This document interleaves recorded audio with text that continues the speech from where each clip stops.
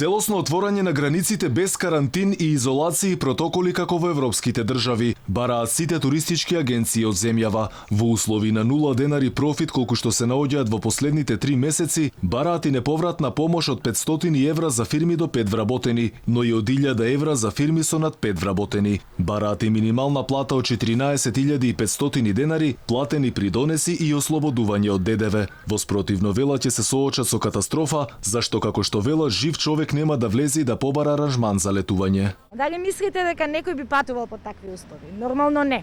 А ние веќе повеќе од 100 дена имаме профит 0. Значи сите туристички агенции не работиме. Беа затворени границите, ние имаме забрана за вршење на дејност. А истовремено имаме трошоци, имаме кири, имаме сметки кои што доаѓаат и треба да го преживееме тој период. За нас е прифатливо само да се пуштат границите без никакви условувања, за да можат луѓето нормално да се ослободат, да прашуваат за аранжман и во овој случај нема никој да праша за аранжман.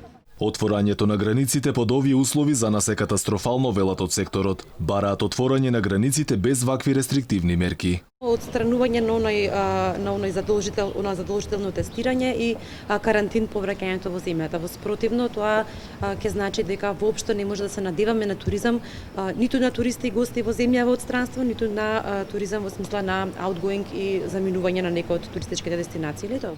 Гласот го крена и туристичките водичи. Бараат државна поддршка за да ги надминат финансиските проблеми. Вела дека не биле вклучени во ниту еден од пакетите што ги дава државата. И покрај сите писмени барања, институционално доставени до Министерствата за економија, до владата, како и средби со нив, кои се однесуваат на финансиската поддршка, засега немаме никаков одговор. Инаку туристичките агенции се близу 95% семејни бизниси и засега и покрај ковид кризата речи се и да нема отпуштања. Зад барањата стојат од 70 до 100 туристички агенции од цела Македонија.